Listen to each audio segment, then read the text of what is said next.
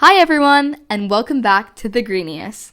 Today's episode is about what can happen when you notice something isn't right and decide to do something about it. Imagine being a kid, going on a road trip with your family, and realizing just how much plastic is everywhere, on beaches, in towns, and in places that are really meant to feel natural. And instead of just noticing it, thinking about it for a while, and then forgetting it, deciding to take action. Today's guest did exactly that. She co-founded Kids Against Plastic at a young age to turn a moment of curiosity and concern into a movement that's helping raise awareness about plastic pollution and inspiring others to make changes in their daily lives. In this first part of the conversation, we talk about how it all began, from that road trip into building something that now reaches far beyond her own community.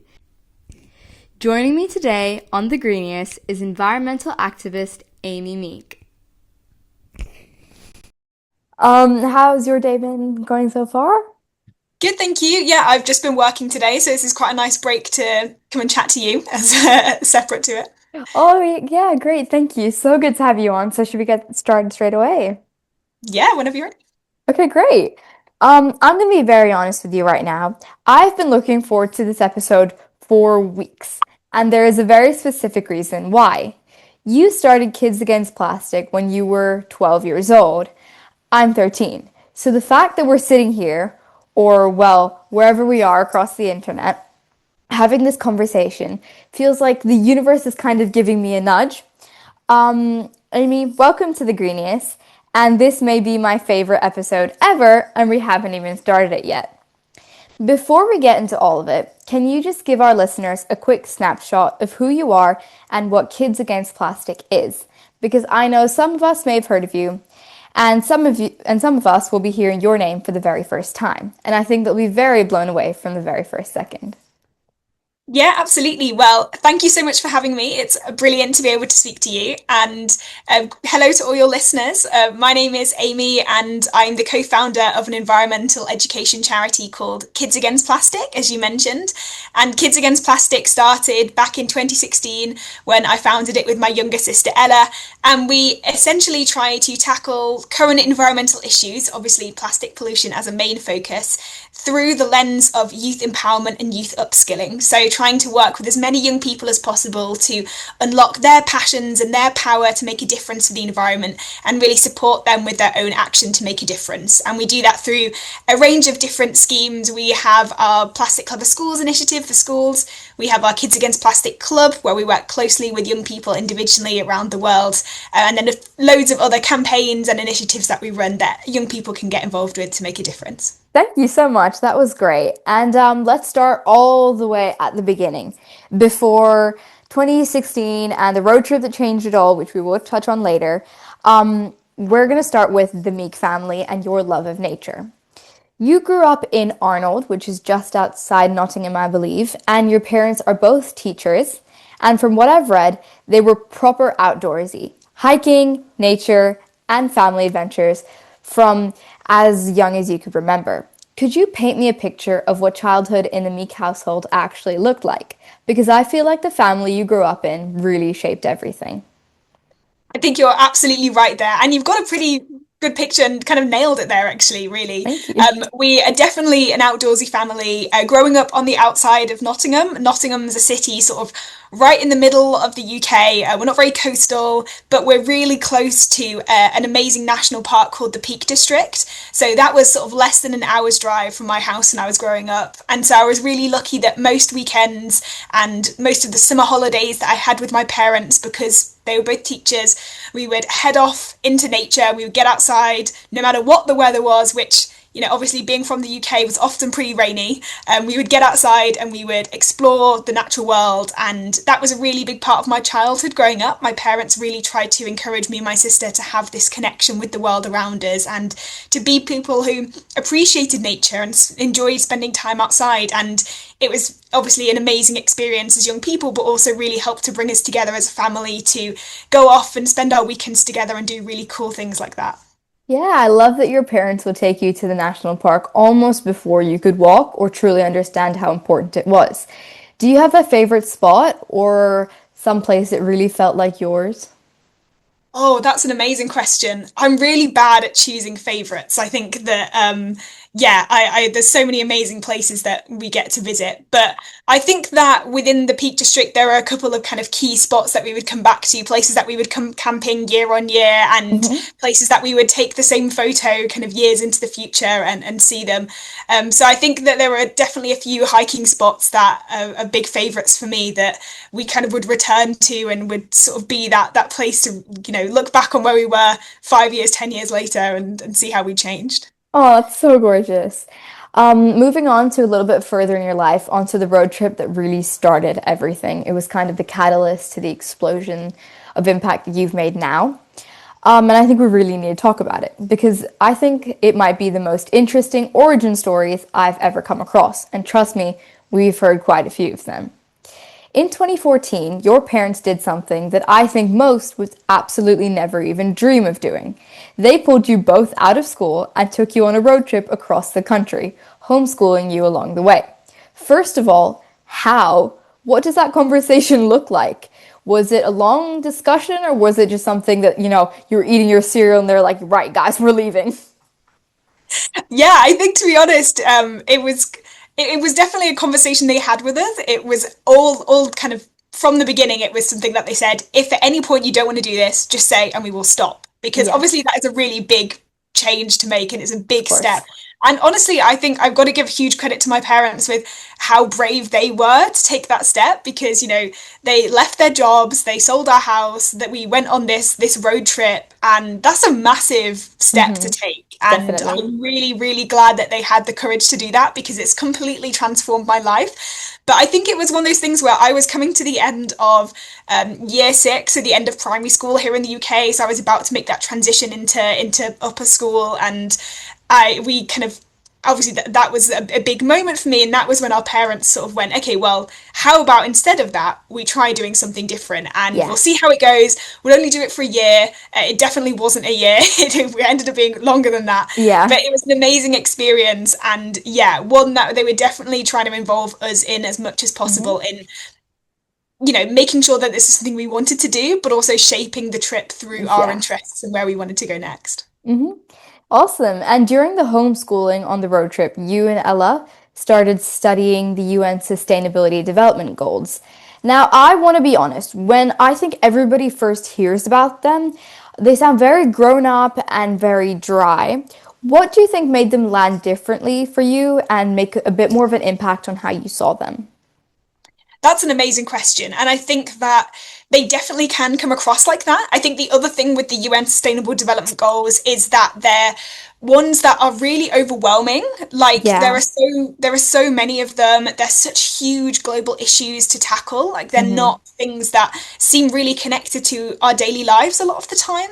And so for us, the main thing that we did was we started to focus in on particular goals that aligned with our interests or ones that Yeah. we felt like we could make a real impact on. Because otherwise, there's far too many to really feel like you can engage with. So focusing in on just a couple was really That's important true. for us. And this was also not long after the SDGs would actually relaunched. So this was Yeah. in 2016. They were relaunched at the end of 2015, and so they were really fresh and they were really new. And so it was quite exciting to start to look at what these were like and see the amazing videos and content that the UN were producing around them. And Hmm. then, like I said, as part of it, go, okay, how can we make a difference on these? What are the issues that we feel like we can really access and start to drive action on? And for us, that were the environmental ones, and they were the Yeah. ones we chose. Awesome. And can you describe the actual moment, or it may have been more of a period, where the plastic issue really clicked for you? Not just as a fact, but something that made you think that, right, I need to do something about this. What did it feel like? I think the moment for us really hit us when we were looking at the SDGs, and we were looking at ones like climate action, life below water, responsible Hmm. consumption, and a really common thread through these was plastic. And back in 2016, there were obviously amazing organisations already taking action on this issue, but it really wasn't one that was as well known as it is now. Yeah, yeah. You ask people what environmental issues are facing the planet now, plastic pollution is probably one that is quite high up people's lists. But back then, it was one of those things where we didn't even know the impact that our plastic usage could be having on the planet. And we thought that if we were sat in this boat going, we didn't realise there was this huge issue happening around the world that we could be contributing to. We thought that the chances were there were probably a lot of other people, and especially young people, who were in a similar situation to us. True. And also at this time, now you mentioned kind of being a similar age to the age I was when I started Kids Against Plastic. We actually saw an amazing TED talk by two sisters who founded a campaign called Bye Bye Plastic Bags Yes, to they tackle were. plastic bags in Bali. Yeah, yeah, Yeah. yeah. And that was a super inspiring presentation that we saw, and that was something that connected us to them. Like you were saying, when they started their campaign, they're a few years older than us, but when they started, they were also 12 and 10, which is the age that me and my sister were. So it was this like full circle moment to go, we've realized why this is a problem, and we've seen these amazing sisters who have done something about it in their own community. What's to say that we can't do the same?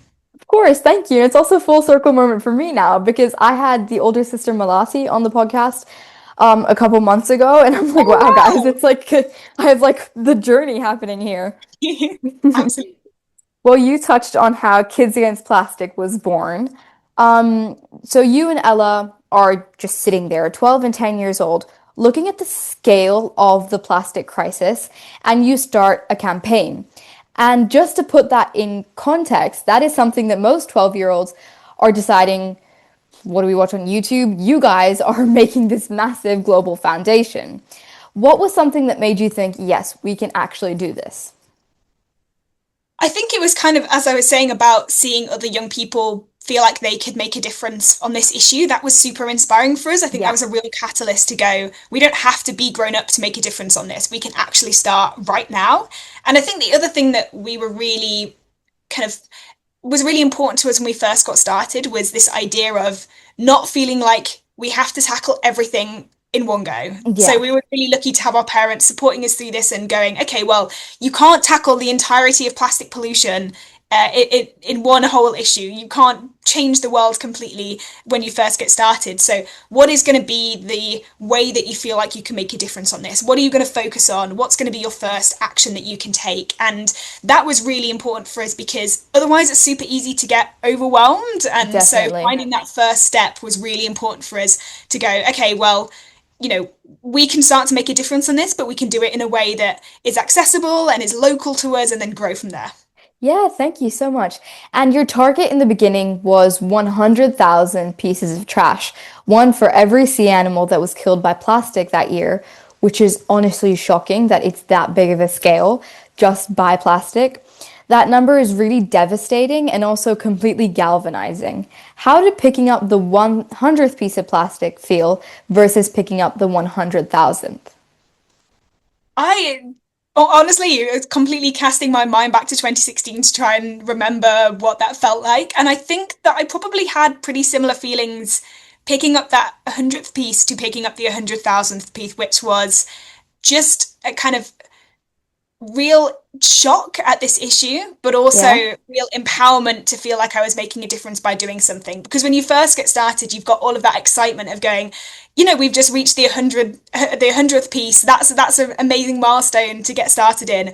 And then as we continued picking for many years, and the number kept increasing and increasing, I feel like when we reached the 100,000th piece, it kind of had a similar emotion of feeling like this is really empowering, even though Yeah. it was a completely different end of the scale. And one of the amazing things about picking up the 100,000 pieces was getting other people involved in this mission as well, and getting people sending in photos of them doing litter picks and going, I just picked up 122 pieces towards the total, and seeing this kind of momentum around it was super empowering as well. And so by the time we got to that goal, it didn't just feel like our target, it felt like this real community who were working Yeah. with us to try and reach this total. And it actually ended up being when we were on our Christmas holiday back in 2021, and I think it was Christmas Eve, and we were on a very cold, rainy beach in the UK and picking up this 100,000th piece as a family. And it was kind of this full circle moment of going, okay, well, we're here together just like we were 4.5, 5.5 years ago, and we're still working on this, which was really nice. Oh, that's so nice and really touching. And it's kind of like a reoccurring theme with all these episodes where it's kind of like little people take little steps, and it does really make an impact towards the bigger picture. Moving on to being plastic clever and the nuance behind the name. I have to ask this because I think the most interesting nuance behind Kids Against Plastic is one that people miss. Kids Against Plastic isn't actually against plastic as a material, and you said that yourselves.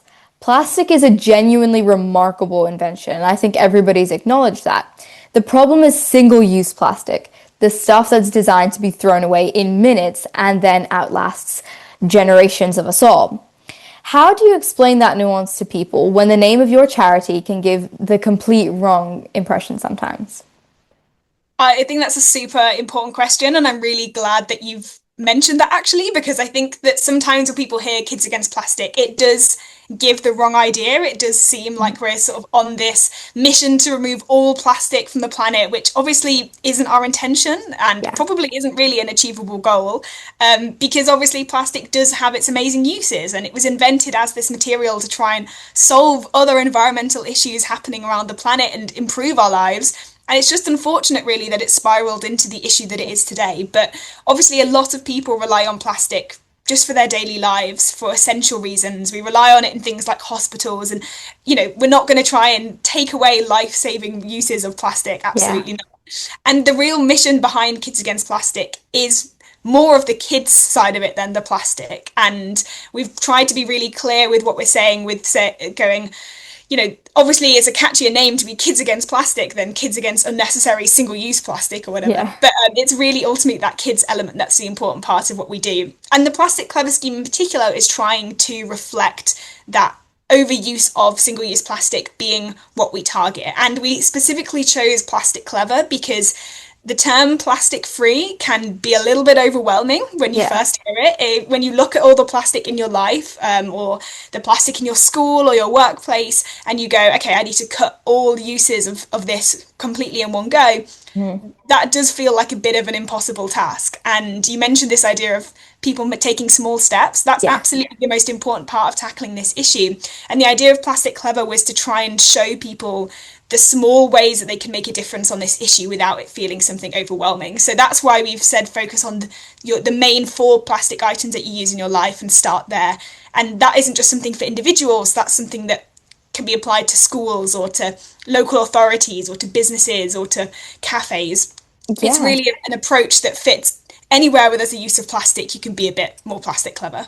Thank you so much. And building on that seed of the big four, which is plastic straws, takeaway cups, plastic water bottles, and plastic shopping bags. Why these four specifically? And do you think that by being specific and very focused, that you've made the message stick more than you would have than if you tried to tackle all plastic at once? Hopefully, focusing in does make it stick. I think that's the hope with saying focus on 4 items rather Yeah. than just go choose any random items that you can find in your life and do them all in one go. So I think that's why we said 4 as a starting target. And those 4 plastic items were actually the first ones we chose for the Plastic Clever scheme because they are 4 of the top single-use items that appear in beach litter surveys. And when we look at the litter that's actually in the environment, a lot of it is in the form of these convenience items that can often, for a lot of people, be quite easy to reduce in their life through just a mindset shift or being more aware of our consumption of the plastic that we have in our lives. And so we chose those ones as an initial starting point to try and say, look, if all we do is bring a reusable shopping bag to the shops instead of a single-use plastic one, then that's starting to make a difference on this. And since then, the 4 items part of Plastic Clever have broadened. We're less specific now with what we tell people to reduce as part of the Plastic Clever scheme, just so that they can really take it and apply it to what works in their life. And really, it might be that certain items are used so much more by some people than others, and some of them might be easier to reduce for some people than others. So how can we fit this mindset into our lives and the way we live, and make it something that isn't an extra sort of add-on and an extra thing to worry about and think about, but actually fits into the way we live already and is just starting to make small adjustments to our lives. Yeah, thank you so much. And I cannot tell you how much I love this next campaign because I feel like it's one that every single kid listening will immediately understand. Cap Tat. The Kids Against Plastic Tat is the campaign targeting the cheap, unrecyclable plastic toys that get attached to children's magazines and comics.